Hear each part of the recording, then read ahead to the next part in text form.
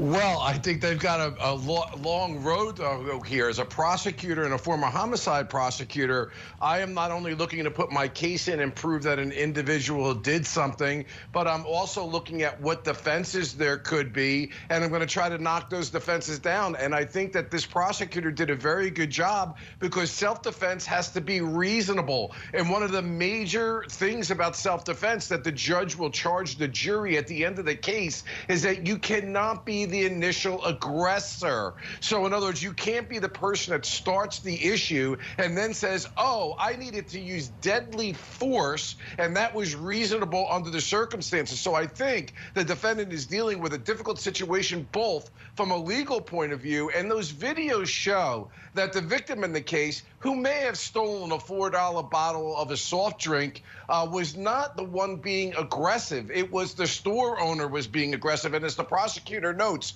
it was the store owner that introduced the deadly weapon and used the deadly force when he was not himself being confronted really with any level of force. I think the defendant's going to have a very difficult road to hoe here. If I were the defense lawyer, I'd only be trying for one thing, and that is to try to hang this jury, get one juror to feel bad for this guy, and hopefully not convict him. Those videos say it all, right? When we're seeing them, I'm wondering if this jury is going to be asking for those videos to look at them again as a group. Did he physically grab your hand? Yes, squeeze and grab it.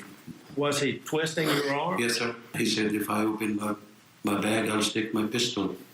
Mr. Zarka, there never was a pistol, was there?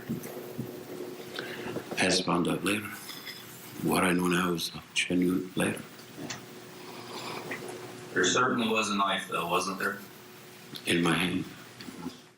So Bobby had the knife. He was the one who we see clearly trying to grab this away from this victim, but he's saying that I thought there was a possibility that there was a weapon inside the bag. He told this jury, the only time I knew that there was no weapon inside of that bag is once police arrived on the scene and told me that there was not a weapon. How's the jury going to take that?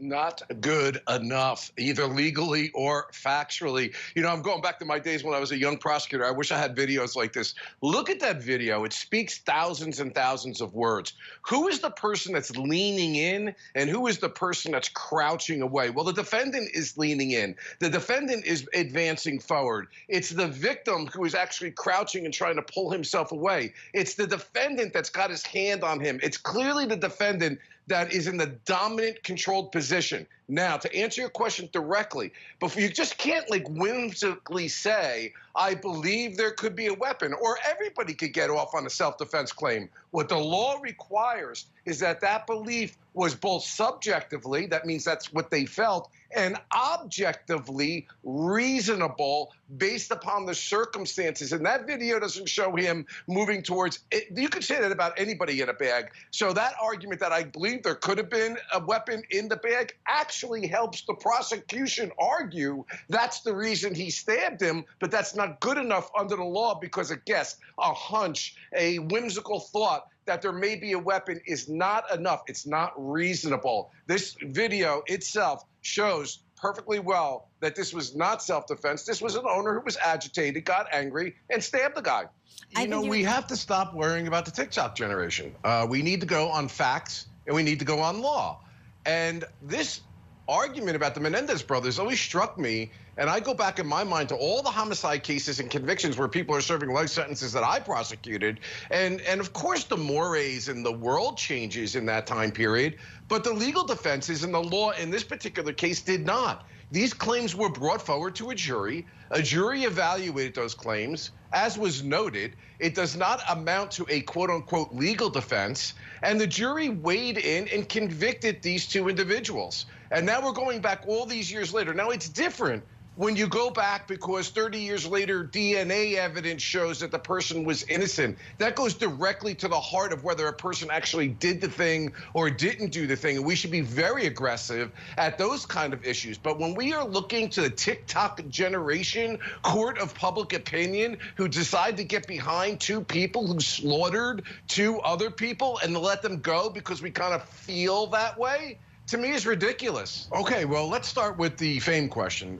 The idea of fame, in my mind, from a prosecutorial standpoint, has been something that has caused prosecutors to go very slowly, if at all, in actually pulling the trigger and charging a famous person. However, on the other side of that, once prosecutors make that decision, usually it's like a dog with teeth and a bone. They're not going to let go, and typically the evidence they have is going to be very powerful. Why is that? Well, as a former head county prosecutor, you know, you worry that if you bring a charge and it can't be proven, the ability to increase the disrespect and ill repute of your office and your agency is ratcheted up. So you want to make sure you have all the evidence. Now, that said, the other issue with fame is we have to be very careful. And as a prosecutor, I look at this and I say, well, you know, lots of people are around famous people and do things they otherwise normally wouldn't do because they want to be in that environment.